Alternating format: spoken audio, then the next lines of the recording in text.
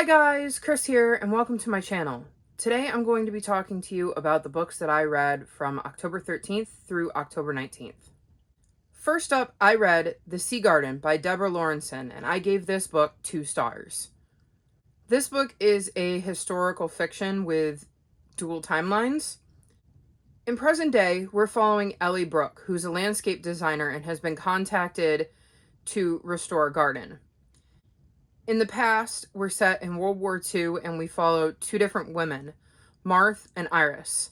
Marthe is a blind girl who works in a perfume factory in Nazi-occupied Provence, whereas Iris is a woman who is in Britain and works receiving transmissions from British agents that are behind enemy lines in France.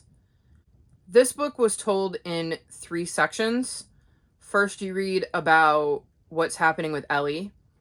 Then you read about what happened to Marthe. And then you read about what happened to Iris. I was not a fan of the way this book was split in 3. I spent most of the book waiting for the stories to come together. Each section felt like a little mini novella, and I wasn't a huge fan of that. I felt like each character lacked depth. I was most interested in Marthe's story and wish we could have gotten to spend more time with her. I was completely not into Ellie's story at all. There were some things that happened that made it really weird and odd, and the end I didn't find satisfying at all. So the reason this gets 2 stars instead of 1 is literally just because I was into Marthe's story. Next up, I read Eldest by Christopher Paolini. This is the 2nd book in the inheritance cycle. In this book, we are continuing to follow Aragon's journey, and we also get to see what his cousin Roran is up to. I'm still really enjoying the series. I thought it was interesting to get to see things from Roran's point of view.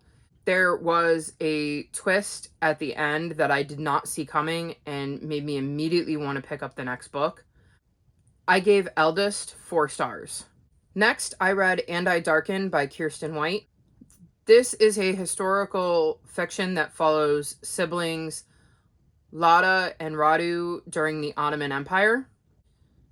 This book starts at their birth and works their way through being teens and deals with both of them not living up to their father's expectations of what he wanted them to be.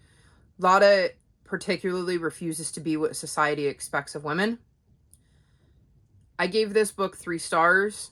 I had some issues with it as on Goodreads it was marked as a fantasy before it was marked as a historical fiction. So I spent most of the book waiting for some kind of magical element to show up, whether it be one of the characters to display magic or like dragons or unicorns or something, like some sort of magical creature, and that didn't happen. Apparently it is marked as fantasy because it is an alternative history, as Lada is a take on Vlad the Impaler, and that apparently makes it a fantasy because Vlad is a girl in this one. So I think that's kind of mismarked because I don't think most people would go into a book thinking that a tweak on history would make it fantasy. So that kind of took me out of it a little bit. I will say though that as I was reading it, I was completely invested. I kept flipping the pages. It was a quick read despite being a pretty thick book. I just wish I had gone into it expecting straight up historical fiction and not a historical fiction fantasy. Next up, I read The Mystery of the Clockwork Sparrow by Catherine Woodfind. This is a middle grade historical fiction. I gave this book 4.25 stars. In this book, we follow Sophie, who is getting ready for the opening day of Sinclair's department store. The night before the grand opening, a robbery happens. There's an exhibit hall where they have all sorts of items on display, and several of them are taken, including a Clockwork Sparrow. Sophie, being one of the last people to be seen in the room, is accused of taking the Clockwork Sparrow and being part of the robbery. As evidence piles up against her, it's up to Sophie and a few friends she's made since she started working at the department store to solve the real crime and figure out who took the Clockwork Sparrow and to clear Sophie's name. I thought this being set in a department store gave it a real unique setting. I really enjoyed getting to see Sophie and her new friends' relationships develop, and I liked seeing how each of Sophie's friends went about trying to clear her name. I thought there was some nice setup and teases for the rest of the books in the series, and I definitely plan to continue on. Next up, I read Murder Most Unladylike by Robin Stevens, and I gave this book 3.25 stars. This is a middle grade historical fiction that follows Daisy and Hazel. They live at a boarding school and they run their own little secret detective agency. One day, Hazel forgets something in the gym, and when she goes back to grab it, she comes across the dead body of one of her teachers. By the time she can find somebody and get them to come back with her to the gym, the body has disappeared. The only one who believes her is Daisy. So, with the two of them being the only two that know that their teacher is dead, they take on the case to figure out who did the deed. I found Daisy to be a super annoying character, and she wasn't the best of friend to Hazel. She could be very bossy and would put Hazel down if what Hazel was thinking didn't line up with Daisy's way of thinking. There were times, though, where she could be supportive of Hazel's ideas, and you did see her course correct a little bit throughout the book. She's kind of a golden girl who gets what she wants and has a lot of people wrapped around her little finger, so she doesn't really like when Hazel pushes back against her ideas. I'm hoping to see growth from her in the coming books and see her realize that she doesn't always need to be right. I'd especially like to see her start to treat Hazel better, and conversely, I'd like to see Hazel grow in confidence and start to stand up for herself some more. I thought that the mystery of who killed their teacher and what happened to their teacher's body was quite interesting, and I liked the way that Hazel and Daisy went about figuring out and laid out the whodunit. In the end, I didn't manage to unravel the mystery, and I always love when I'm reading mystery books and I can't figure out who did it. I do plan to continue on in the series as I want to see if both Daisy and Hazel's characters grow, and because I did like the mystery aspect of the book. Next up, I read The Trials of Morrigan Crow by Jessica Townsend, and I gave this book 4.5 stars. In this book, we follow Morrigan Crow. She is one of the cursed children, and she lives in a town where on her 11th birthday, she will die, and everybody in that town blames her for every bad thing that happens to them, since she's cursed. On the night she is supposed to die, a man named Jupiter North shows up and whisks her away to the land of Nevermore and away from her fate. Nevermore is a magical city, and once there, Jupiter insists that she take part in the trials to join the Wondrous Society. If she doesn't complete and pass the trials, including one where she must display an extraordinary talent, which Morrigan doesn't believe she has, she won't be able to stay where she's safe and Nevermore, and she will have to go home where the curse will take her life. This was a reread for me. I listened to the audiobook of this. I really love this series. I love that there's such a colorful cast of characters, while there's a clear, defined villain lurking in the shadows. I really like that the talents or knacks are so broad that it leaves a lot of possibilities open to introducing new characters to the series. I love the characters in this book and the world, and I think it's just a fantastic start to a middle grade fantasy series. Next up, I read A Dangerous Collaboration and then A Murderous Relation by Deanna Rayburn. These are books 4 and 5 in the Veronica Speedwell mystery series. I gave them both 4.5 stars.